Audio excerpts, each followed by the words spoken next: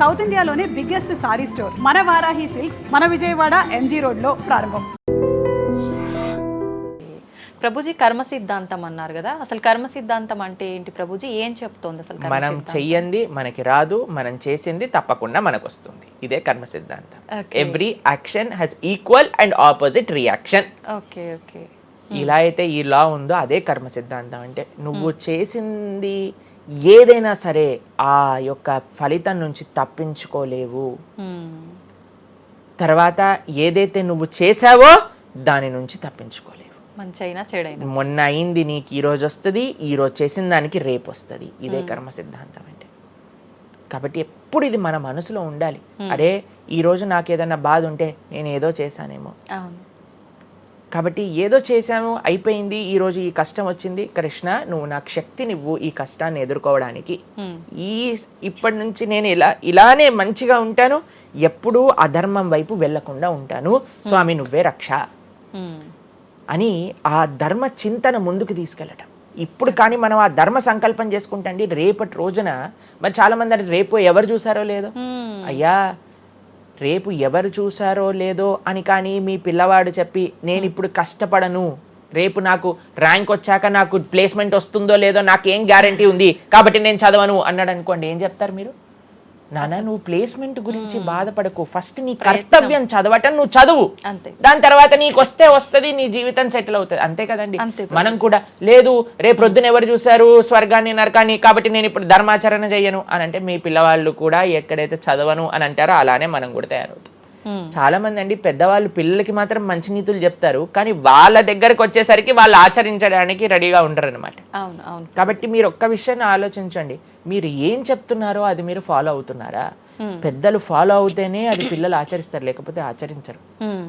పిల్లలకి స్కూల్ ఎలానో మనకి భగవంతుడి యొక్క సృష్టి చేసిన ఈ ధర్మం అలాంటిది.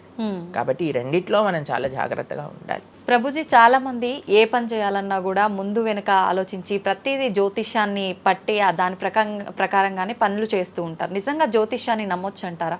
జ్యోతిష్యం 100% కరెక్టే, కానీ జ్యోతిష్యాన్ని నువ్వెంత సీరియస్గా తీసుకోవాలి అది ఆలోచించాల్సిన విషయం.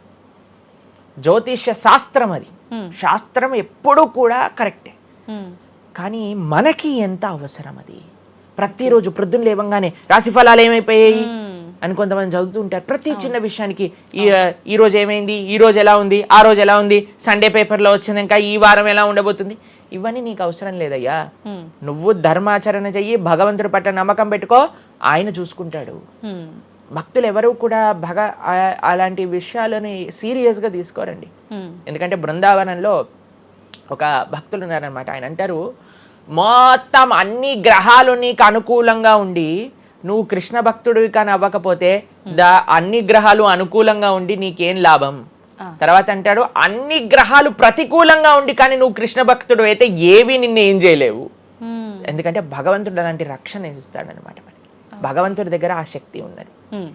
కాబట్టి మనము దేన్ని ఎంత సీరియస్గా తీసుకోవాలి? మనకి కావాల్సినది ఆధ్యాత్మికత, భక్తి. భగవంతుడి గురించి విన్నామా, భాగవత రామాయణాదులు శ్రవణం చేశామా, స్వామికి ఆరాధన చేసుకున్నామా, ఆలయానికి వెళ్ళామా, గోసేవ చేశామా, ధార్మికంగా ఉన్నామా, ఎవరికి ఏం చెడు చేయలేదా, మంచి అందరి గురించి కూడా మంచి ఆలోచిస్తున్నామా, ఒకళ్ళతో మంచిగా మాట్లాడుతున్నామా, ఎవరికి చెడు చేయట్లేదా, ఇంతవరకు నీ ఆలోచన ఉంటే సరిపోతుందండి. ఈ ధర్మ చింతన మనకు కావాలి. అంతేకాని ఏమవుతుంది, నా రాసి ఏంటి, ఇదేంటి, ఇప్పుడు అంత పిచ్చి జనాలకి ఎలా పెరిగిపోయిందంటే ఒకళ్ళు అంటారు ఈ ఉంగరం పెట్టుకోమంటారు, ఒకళ్ళు అంటారు ఇలా నీ పేరు రాయి అంటారు, ఒకళ్ళు అంటారు నీ పేరులో ఏ ఏ ఏ ఏ ఎక్స్ట్రా రాయమంటారు.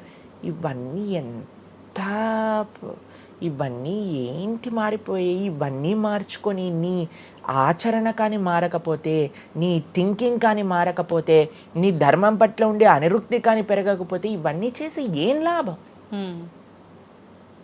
కాబట్టి మనం ఎసెన్స్ ఆఫ్ ధర్మ భగవంతుడి ఆరాధన. సవై పుంసాం పరో ధర్మో యతో భక్తిర్ అదోక్షజే. అటువంటి స్వామిని ఆశ్రయించటంలో మన టైం పెట్టాలి, కానీ ఇలాంటి చిన్న చిన్నవి చూసుకోవటం, వీటి కోసం మనం సమయాన్ని వేస్ట్ చేసుకోవటం మంచిది కాదు. జ్యోతిష్యం కరెక్టా? 100% కరెక్ట్. నీకెంత కావాలి అది నువ్వు ఆలోచన చేసుకో. పెళ్లి చేసుకోవాలి, గృహ ప్రవేశం చేసుకోవాలి, ఏదైనా పెద్ద ఉంటే అప్పుడు మీరు చూడాలి ముహూర్తం, వివాహం చేసుకోవటం కానీ లేదా ఏమంటాం మన గృహ ప్రవేశాది పెద్ద పెద్ద కార్యములకి చూసుకొస్తే ప్రతిరోజు ప్రతి క్షణం ప్రతి వారం ప్రతి నెల చాలా మందికి పొద్దున్నే చూడండి అసలు రోజు గడవదు. ఇలాంటి పిచ్చి పనులు ఆపాలి. ఫస్ట్ ప్రొద్దున పూట లేచి భగవంతుడి దగ్గరికి వెళ్ళి భగవంతుడికి నమస్కారం చేసి జపం చేసుకొని ధ్యానం చేసుకొని ఆలయానికి వెళ్ళి దర్శనం చేసుకొని భగవత్ చింతనలో ఉండండి. రోజులో ఏ కష్టం వస్తుందో దాన్ని ఎలా ఎదుర్కోగలో ఆ శక్తిని వస్తుంది. అంతేగాని ఏమున్నాయి రాశి ఫలాలు చదవటం వల్ల ఏం అవ్వదండి. కాబట్టి సొల్యూషన్ పైన కాన్సన్ట్రేట్ చేయండి, ప్రాబ్లం కోసం విశ్లేషణ చేయకూడదు.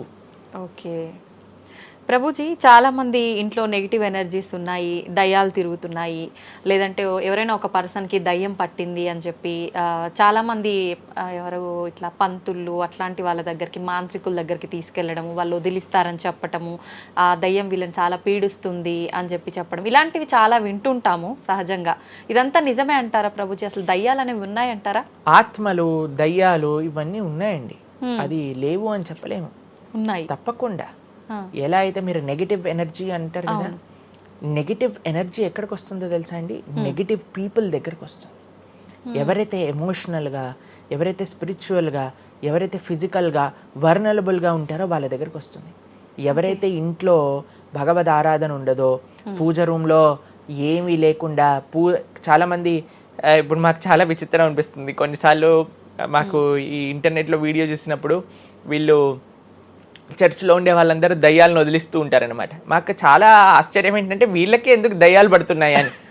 కాబట్టి ఎందుకు దయ్యాలు ఎవరైతే పర్సనాలిటీస్లోకి వెళ్తాయో తెలుసండి? ఎవరైతే క్లీన్లీనెస్ మెయింటైన్ చేయరో, ఓకే, ఎవరైతే సమయానికి స్నానం చేయటం కానీ, సమయానికి శుచిగా శుభ్రంగా ఇల్లు శుభ్రంగా ఉంచుకోవటం కానీ, దేవాలయంలో భగవంతుడి యొక్క మూర్తులకి చక్కగా ఆరాధన చేసి ధూపం దీపం నైవేద్యం తోరణం ఉత్సవాలు పండగలు యజ్ఞాది యాగాదులు ఇవన్నీ ఉన్న చోట ఎప్పటికీ నెగిటివ్ ఎనర్జీ అనేది ప్రవేశించలేదు. ఓకే. కానీ ఎక్కడైతే జనాలు డిమ్గా డల్గా ఎటువంటి వైబ్రెన్స్ లేకుండా ఎప్పుడు ఎమోషనల్ వర్నలబుల్గా బాధల్లో ఉంటూ ఆధ్యాత్మికంగా లేకుండా ఇల్లంతా గందరగోళంగా చెత్త చెదారంతో ఎప్పుడైనా సరే ఫ్రెష్ ఫుడ్ కాకుండా స్టేల్ ఫుడ్, బయట సోర్స్ తెలియని ఫుడ్ వాటిని తినటం వల్ల అలాంటి మెంటాలిటీస్, అలాంటి నెగిటివ్ ఎనర్జీ ఈజీగా ఇటువంటి నెగిటివ్ ఎన్వైరన్మెంట్లోకి వచ్చేస్తుంది అనమాట. ఓకే. కానీ ఎప్పుడైతే మనం వైబ్రెంట్గా భగవన్నామ చక్కగా బొట్టు పెట్టుకొని చక్కగా మంచిగా సాంప్రదాయంగా రెడీ అయ్యి చీర సాంప్రదాయం మన సాంప్రదాయం మన చీర అండి. భారతీయత మగవాళ్ళు అయితే ధోతి కుర్తా ఇంతకుముందు ఉండేది, శిఖ ఎంత చక్కగా బొట్టు పెట్టుకొని చక్కగా అలంకరణ చేసుకొని ఇంట్లోకి వెళ్ళంగానే అసలు ఆ ధూపం యొక్క సువాసన వచ్చి చక్కగా పసుపచ్చతో మన గడప నుంచి స్టార్ట్ చేస్తే పైన తోరణం కింద ముగ్గులు. అసలు ఒక సనాతన సాంప్రదాయం ఒక హిందువు యొక్క ఇంటికి వెళ్తే ఏ దయ్యం అలాంటి ఇంట్లోకి వెళ్ళగలుగుతుంది చెప్పండి? మన సినిమాలలో మీరు చూసి ఉంటారు, దయ్యాలు ఎక్కడుంటాయి? పాతబడ్డ బంగ్లాలలో, ఎక్కడో క్లోజ్ చేసిన గెస్ట్ హౌస్లలో ఉంటాయి, అంతేనా? నిజం ప్రభుజీ. ఏదైనా దేవాలయంలో దయ్యం ఉండటం మీరు చూసారా ఎక్కడైనా? ఎందుకు ఉండదు? ఎందుకంటే అక్కడ భగవద్ ఆరాధన జరుగుతుంది కాబట్టి. ఏ ఇంట్లో అయితే నిరంతర భగవద్ ఆరాధన ఉంటుందో, ఏ ఇల్లు అయితే వైబ్రెన్స్ గా ఇంటి బయట ముగ్గు నుంచి ప్రారంభమై ఇంటి లోపల దేవాలయంలో దీపము నిరంతరము కూడా ఉంటుందో, భగవద్ ఆరాధన జరుగుతుందో, భగవన్నామ జపం జరుగుతుందో, శాస్త్రాన్ని పారాయణ చేస్తున్న విష్ణు సహస్రనామం హరే కృష్ణ మహామంత్ర కీర్తన యజ్ఞము యాగము ఉత్సవాలు చేస్తూ అటువంటి ఇంట్లో అటువంటి వ్యక్తులకి ఎప్పుడూ రాలేదండి.